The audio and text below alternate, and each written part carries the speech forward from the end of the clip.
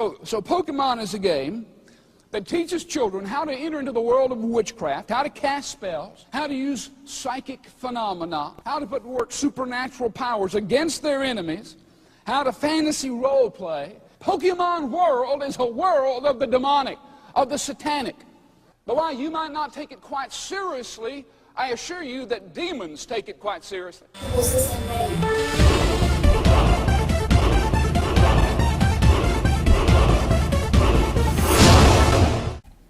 You know, people frequently can't see the rock that they're standing on for the horizon.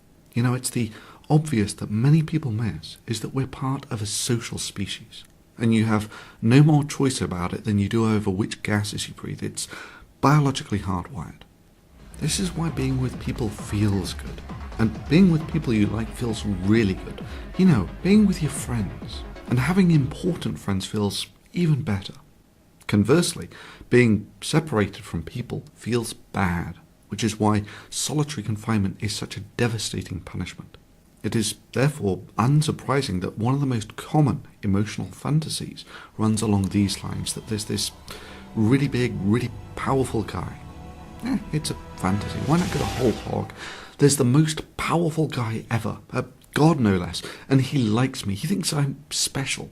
He thinks I'm so special, he wants to be my friend and to love me forever, and that makes me feel all warm and fuzzy inside. I'll let this guy explain.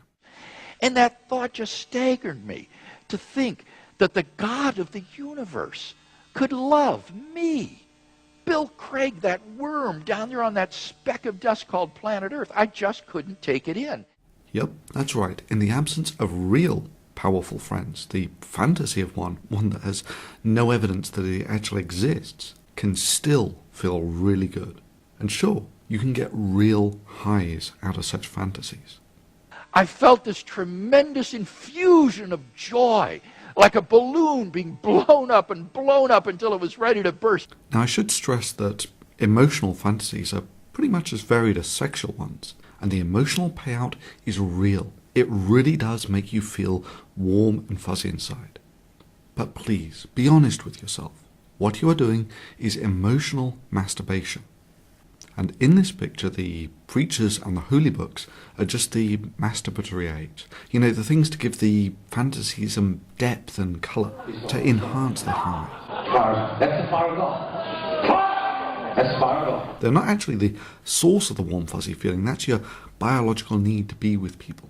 But it does make it easier for people who want to get off on such fantasies to indulge. Yep, that's right. The preachers and the holy books are the porn of emotional masturbation. And just like the porn industry, there's a hell of a lot of money to be made in the, "Oh, hallelujah, brother, doesn't it feel good?" type masturbatory aids. Now, I've got no problem with people stroking their emotional happy spots. None whatsoever. No, really. Whatever blows your skirt up, whatever you do in the privacy of your own mind is entirely your own affair. I mean, let's be real. Loving someone and having them love you in return are some of the nicest, warmest feelings you can have, and indulging in such emotional fantasies can be very pleasurable. I will never doubt again. There will never be a need. And if you like it, sure, knock yourselves out. Just please, follow the golden rules that go with all masturbation.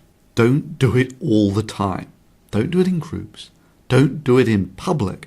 And most of all, for God's sake, don't try and do it with children. Say, God, I'm here to be trained.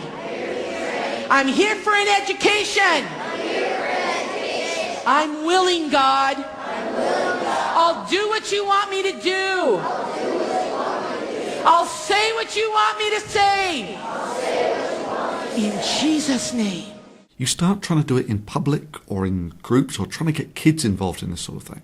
In trying to convince people that in exchange for these warm fuzzy feelings, this fantasy wants you to wear silly hats or hate fags or pray for rain or tell old ladies to throw their heart medicine on stage because God will heal them, or stone people to death for picking up sticks, or behead witches, or start wars, or to suggest that babies babies slaughtered at the end of a sword in God's name were actually the recipient of an infinite good. If you believe, as I do, in the salvation of infants or children who die, what that meant was that the death of these children meant their salvation. They were the recipients of an infinite good as a result of their earthly phase of life being terminated. Then reality merchants such as myself will piss all over those nice warm fuzzy feelings that you get. Not out of anger, not out of intolerance, not even because I want to spoil your emotional highs,